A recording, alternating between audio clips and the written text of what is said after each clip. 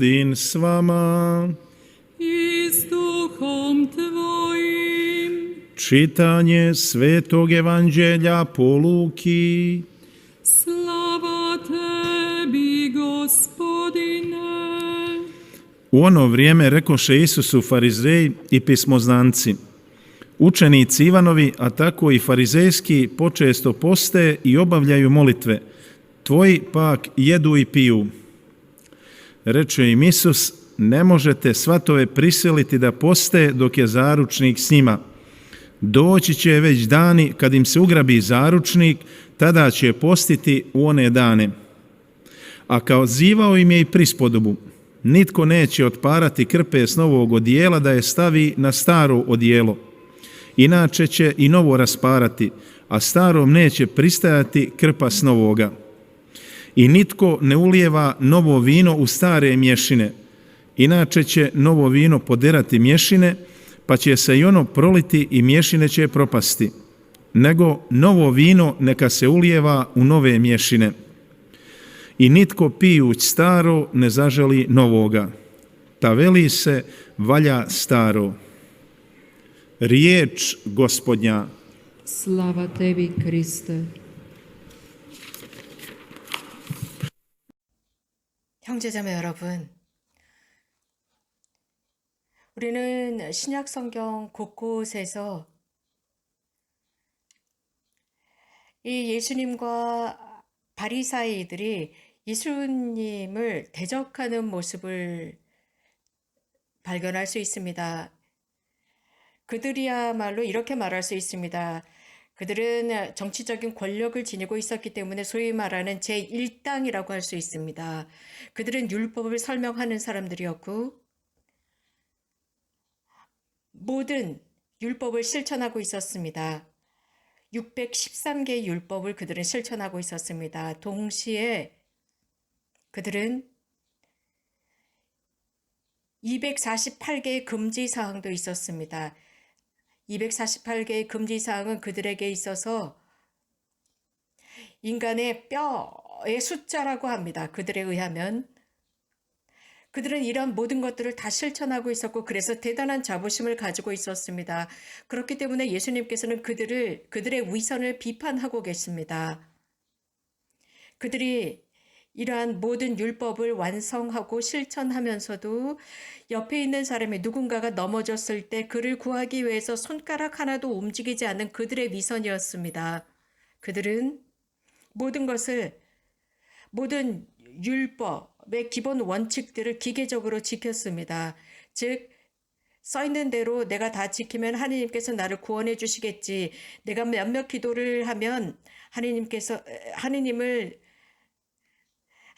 나를 천국으로 이끌어 갈 수 있도록 내가 그분에게 강요할 수 있겠지라고 생각합니다. 그들은 예수님을 받아들이지 못했습니다. 바로 그런 사람들입니다. 왜냐하면 예수님께서는 그들의 그런 사고 방식을 받아들이지 않으셨습니다. 복음에서 들은 것처럼 그렇기 때문에 그들은 예수님을 찾아와서 질문을 던집니다. 도대체 어떻게 된 일이냐? 예수, 당신의 제자들은 단식하지 않는다. 요한과 바리사의 제자들은 단식하는데 당신의 제자들은 먹고 마시고 있지 않느냐라고 합니다. 단식은 회개와 관련이 있습니다. 항상 이것은 꼭 그리스도 교회만 있는 것이 아니라 다른 종교에도 단식이라는 개념은 존재하고 있습니다. 단식은 사람을 정화시킵니다. 우리들의 한계도 보게 합니다. 우리가 어디까지 도달할 수 있는지 보게 하는 게 단식입니다. 또 무엇이 불의한 것인지도 보게 만듭니다. 성경에서는 이미 첫 장에서부터 단식을 요구하시는 하느님의 말씀이 있습니다. 하느님께서는 아담에게 명령하셨습니다. 즉 단식을 명령하셨습니다. 다름 아닌 그 선악과를 먹지 말라라는 단식 요구였습니다. 생명나무에서의 선악과를 먹지 말라였습니다.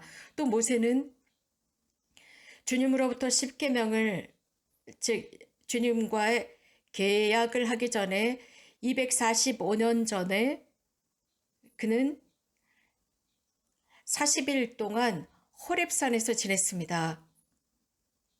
거기에서 기도하면서 지냈습니다. 4세기 이후에 예언자 엘리야는 또 그 호렙산으로 가서 40일 동안 단식하면서 지냅니다. 그리고 거기에서 단식을 통해서 정화된 예언자였습니다. 영감을 받습니다.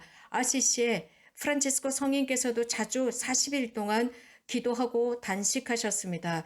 특별히 형제들에게 수도의 회칙을 주기 전에 40일 동안 기도하고 단식하셨습니다.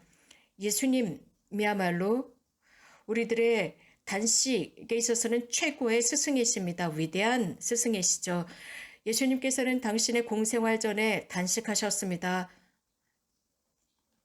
당신의 공생활 전에 혹은 40일 동안 광야에서 당신의 제자들을 선택하시기 전에 모든 사람들에게 설교를 하시기 전에 밤새도록 주님은 기도하고 단식하셨습니다.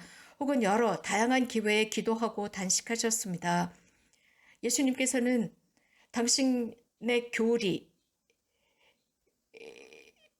매우 달랐기 때문에 바리사이들과는 거리를 두고 있었습니다.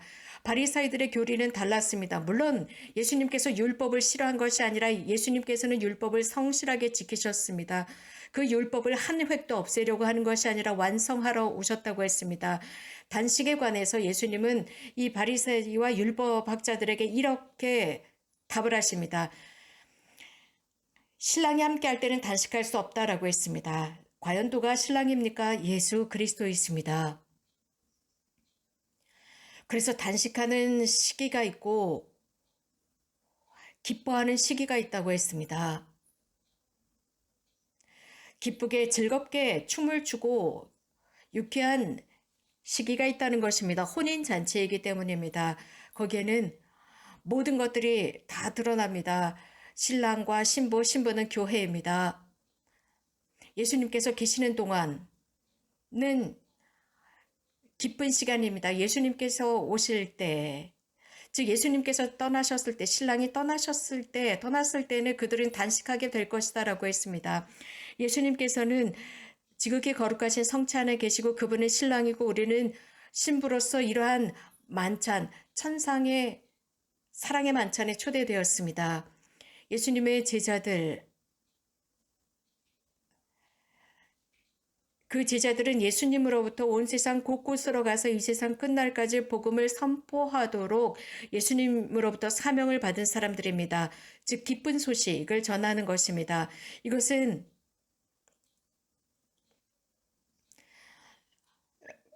예를 들어서 참 그리스도교 신자라고 하면서도 늘 우울해하고 미사도 참여하지만 몇몇 죄를 짓거나 소죄나 대죄를 짓기도 합니다. 어떤 문제를 짓기도 합니다.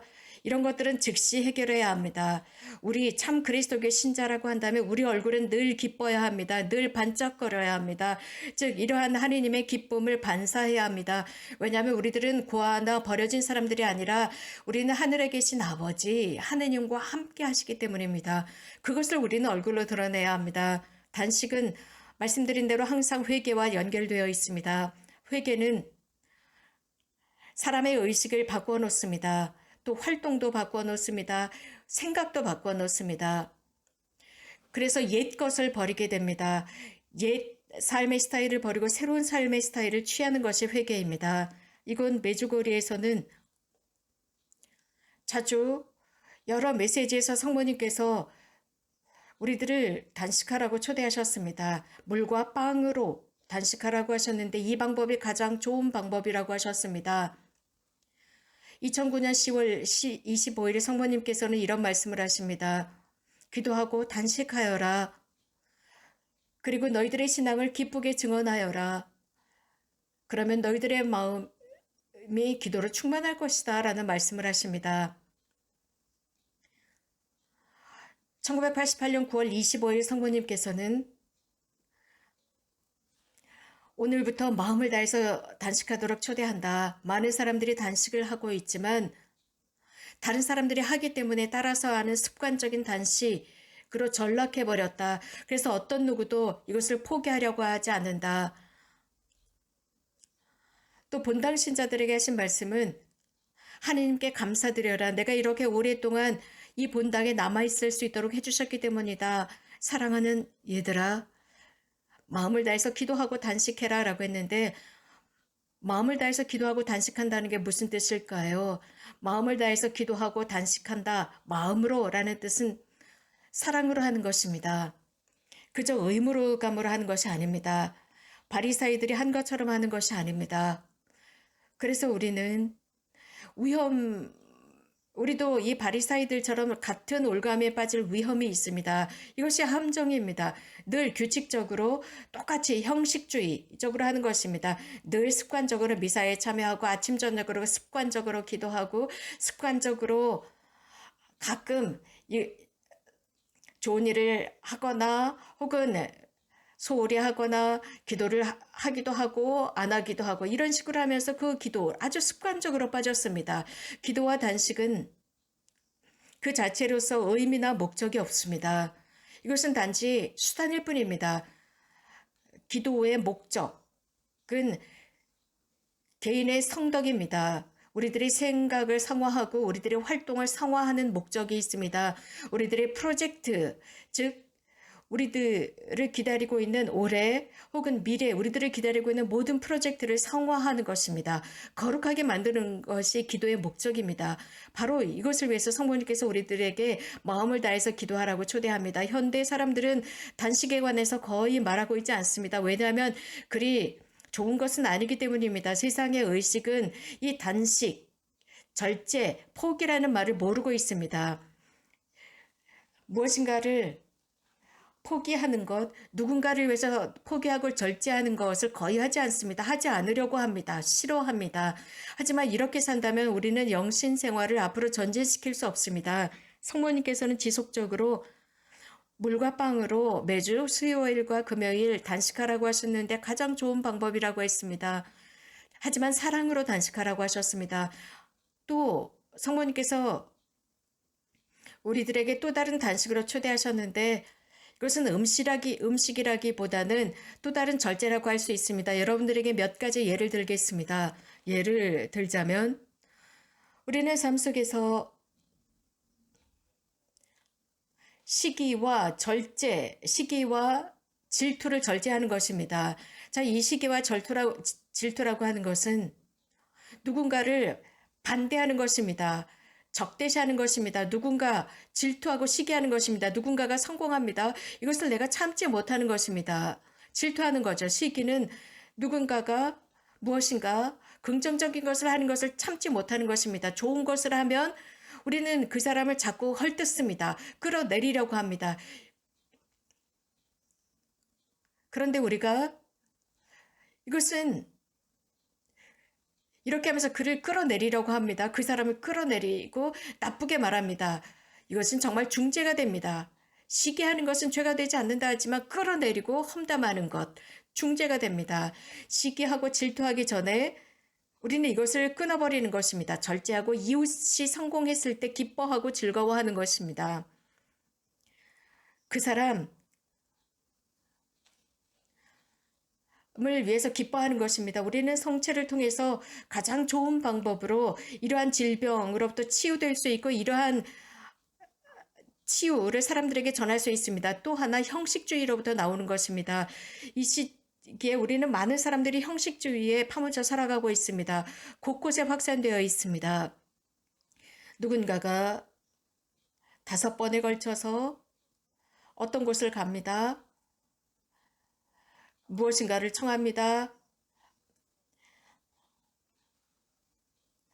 누군가가 해주지 않았습니다. 그러니까 계속 똑같이 습관적으로 그곳을 갑니다.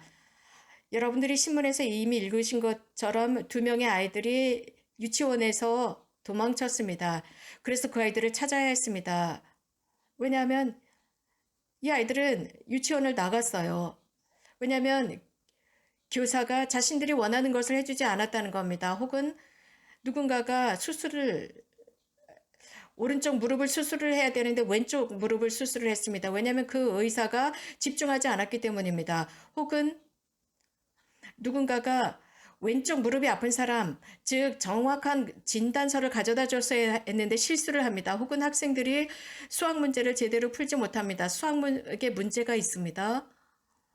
그러니까 가장 먼저 답을 봅니다. 답을 보고 거기에 수학 문제를 풀어버립니다. 그래서 그 수학이라는 아주 길고 긴 문제를 풀지 않습니다. 이런 식으로 형식주의로 살아가는 것입니다. 한편으로는 그 반대입니다. 즉 완벽주의자들입니다. 완벽주의, 모든 게 완벽해야 된다라는 것입니다. 어떤 실수 한 점, 5점도 없어야 한다라고 생각합니다. 이것은 좋은 것이 아닙니다. 왜냐하면 균형, 조화가 필요합니다. 균형이라고 하는 건, 이 조화라고 하는 것은 아주 필요한 덕입니다. 또 우리가 단식, 절제가 필요한 것은 험담과 거짓입니다. 많은 거짓말이 있습니다. 가장 예를 들어서 3월 달부터 지금까지 많은 가짜 뉴스들이 대단히 범람하고 있습니다. 전쟁 혹은 피난민들, 예를 들어서 독일의 어떤 영화 배우가 이런 말을 했습니다. 피난민들 중에 10%만 진짜 피난민이고 나머지 90%는 의심스럽다. 누군지 모르겠다. 그들은 이민자들이다. 피난민들이 아니더라. 다른 이유로 독일에 들어왔다. 라고 해서 즉시 그들을 이런 식으로 해서 굉장히 큰 스캔들이 일어났습니다. 이렇게 뉴스에도 가짜 뉴스들이 범람하고 있습니다. 긍정적인 뉴스들도 있는데 오히려 사람들은 가짜 뉴스에 훨씬 더 끌립니다. 부정적인 뉴스, 가짜 뉴스에 끌리는 거죠. 예를 들어서 어디에 비행기가 추락했고 이런 사람들 누가 죽었고 저 사람이 죽었고 누군가가 이런 희생을 했고 이런 선한 일을 했고 착한 일을 했는데 이런 것들은 절대로 뉴스에 나오지 않습니다. 단지 부정적인 뉴스만 나옵니다. 왜 그렇습니까? 왜냐하면 이런 가짜 뉴스들이 사람들을 훨씬 더 끌어들이고 있기 때문입니다. 그러나 예수님께서는 나는 길이요 진리요 생명이라고 했습니다. 매번 우리가 거짓말을 할 때마다 우리는 하느님 편에 있는 것이 아닙니다. 우리는 악령 편에 서 있는 것입니다. 왜냐하면 악령, 악마, 사탄은 이 태초부터 거짓의 아비였기 때문입니다. 가장 어려운 게 있습니다. 가장 절제하기 어려운 것은 험담입니다. 험담하고 소문을 내는 것입니다. 항상 우리는 누구에 관해서 험담을 합니다. 그 사람이 없을 때 그 사람에 관해서 소문을 내고 험담을 합니다. 비난을 합니다. 등 뒤에서 험담을 하는 것이죠. 즉 다른 사람들에게 거짓인 것을 진실인 것처럼 이야기를 하는 것입니다. 우리 모두가 다 잘 알고 있습니다. 이것은 중죄입니다. 왜냐하면 우리가 무엇인가 그 사람에 관해서 나쁜 말들을 만들어내는 것입니다. 우리는 그런 사람들을 이렇게 험담하기보다는 덕담을 해야 합니다. 이렇게 험담을 한다면 그 사람을 보호할 수가 없습니다. 왜냐하면 이 가짜 소문들이 퍼져나가기 때문입니다. 우리 험담을 하지 말아야 합니다. 이런 험담은 대단한 힘이 있어요. 파괴력이 있습니다. 저는 또 우리가 단식하자, 절제하자 또 하나 여러분들에게 제시하고 싶은 것은 핸드폰이나 텔레비전입니다. 왜냐하면 지금 우리가 살고 있는 이 시대는 지나치게 많은 테크놀로지에 노예가 되어 있습니다. 이런 것들을 우리들은 지나치게 사용하고 있습니다. 이런 소셜 네트워크를 폭식하고 있습니다. 그래서 우리는 이런 소셜 네트워크의 폭식증을 앓고 있습니다. 가장 심각한 상태입니다. 심지어는 직장에서도 그렇고 시간을 함부로 소모해버립니다. 우리는 다른 것을 할 수도 있음에도 불구하고 소셜 네트워크의 폭식증에 시달리면서 그 시간을 빼앗기고 있습니다. 예수님께서는 우리들에게 새로움을 가져다 주셨습니다. 당시 이스라엘 백성들에게 새로운 뉴스를 전해주셨습니다. 또 그 정부에도 새로운 소식을 전해 주었습니다. 예수님께서는 그 청취자들에게 새로운 소식을 전했습니다. 예수님의 제자들이 단식하지 않는다라고 했을 때 예수님께서는 낡은 옷에 새천 조각을 잘라다가 대고 기울 수는 없다라고 말씀하셨습니다. 불가능하다라고 말씀하십니다. 새 천조각으로 낡은 천을 기울 수 없다라고 했습니다. 낡은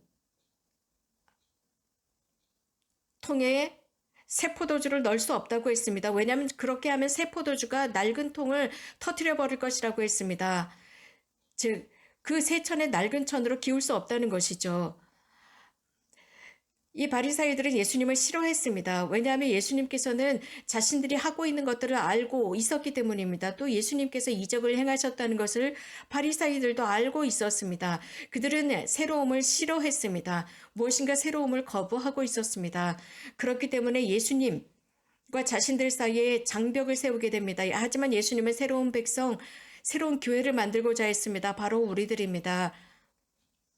우리가 예수님의 사명을 계속 이 지상에서 이어가야 할 사람들입니다.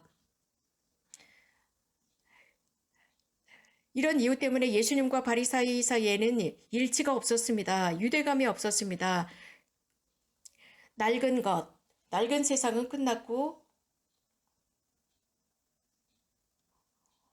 새 것이다 라고 했을 때 그들은 그 새 것을 두려워했습니다. 바리사이들 말입니다. 자신들이 지금까지 해왔던 모든 것들, 자신들이 좋은 것이라고 생각했던 모든 것들이 이제는 소멸할 시기가 되었던 것입니다. 부정적인 것이었습니다. 그렇기 때문에 예수님의 이 새로움 앞에 아주 굉장히 높은 벽을 세워놓았습니다. 예수님께서는 그들에게 질문을 제시하십니다. 의문을 제시하십니다. 그들이 하고 있었던 신일청 강령에 대한 의문 보호였습니다. 그러니까 그들을 따르던 사람들조차도 예수님께서 이런 말씀을 하시는구나. 저 예수님께서 하시는 말씀은 참 말씀이다. 그렇다면 우리들의 스승들이 하신 그 말씀이 참일까라고 그 제자들조차도 의문, 부호를 찍게 됩니다.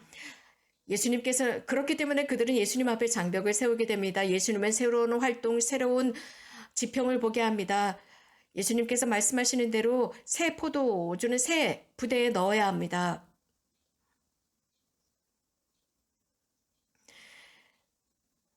(1962년) 제2차 바티칸 공의회가 시작이 되었을 때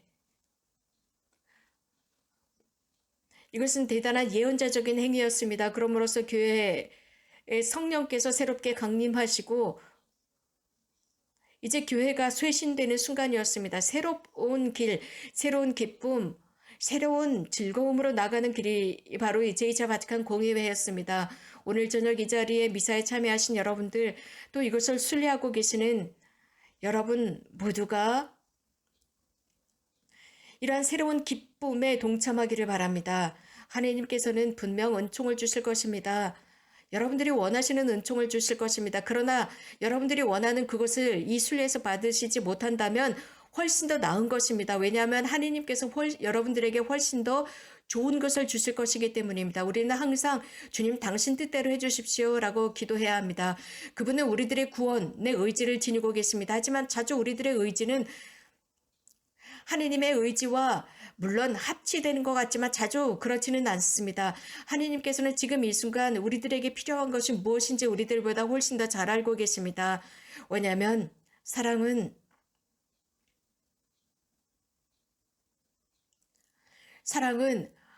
파괴되지 않는 것이기 때문입니다.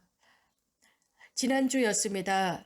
약 10명 정도 되는 스페인의 경찰들이 두브로브닉까지 도착을 해서 두브로브닉에서 메주고리에까지 도보 순례를 한 분들이 도착을 했습니다. 그분들은 산티아고 데 콤포스텔라의 도보 순례를 매년 하시는 분들이었는데 올해 이분들께서는 두브로브닉에서 메주고리에까지 도보 순례를 하기로 결정을 하셨답니다. 즉 성 야고보와 함께 걸어서 메주고리의 야고보 성당까지 오기로 했답니다. 그들은 경찰들이었습니다. 스페인 곳곳에서 모인 경찰들이었습니다. 두브로브닉에서부터 메주고리에까지 5일 동안 걸었습니다. 그들은 주 도로를 사용하지 않고 간선 도로를 이용했다고 합니다. 왜냐하면 거기에서 조용하게 걷기 위해서, 조용한 순례를 하기 위해서 간선도로를 이용해서, 시골길을 이용해서 메주고리에까지 오고 예수님과 성모님께 자신들을 봉헌하는 도보 순례였다고 했습니다. 그들은 이렇게 도보순례를 하면서 여러 사람들을 만났고 또 그럼으로써 그 여정 속에서 여러 가지 좋은 모범을 보여주었습니다. 이것은 성령께서 그들에게 아주 작은 영감을 주셨다고 생각합니다. 메주골에 관한 영감입니다. 이곳에는 수없이 많은 기도회들이 여기서 영감을 얻었습니다. 또 수없이 많은 사람들이 이곳에서 성체조배를 하는 것을 이곳에서 영감을 얻었고 자신들의 본당으로 돌아가서 성체조배를 하기 시작했고 또 어떤 사람들이 이곳에서 영감을 얻고 순례단을 조직해서 이곳을 찾아오기 시작했습니다. 이것이 바로 조건입니다. 여러분들이 어떤 증언을 하든 어떤 직장을 가든 어떤 이웃을 만나든 중요한 것은 바로 이러한 마음입니다. 오늘 저녁 우리 예수님께 기도합시다. 우리들에게 힘을 주셔서 우리도 물과 빵으로 단식할 수 있도록, 즉 기본적인 이 단식을 할 수 있도록, 그리고 부차적인 여러 단식들, 즉 절제와 포기를 할 수 있도록 가장 나약한 그 부분에서부터 우리가 기도할 수 있도록, 그 나약한 죄가 있는 곳에서부터 기도할 수 있도록 청합시다. 가장 먼저 물질을 절제할 때 우리들은 공간을 만들게 됩니다. 즉 하나님께서 들어오셔서 활동할 수 있도록 하십니다. 물과 빵의 단식은 우리가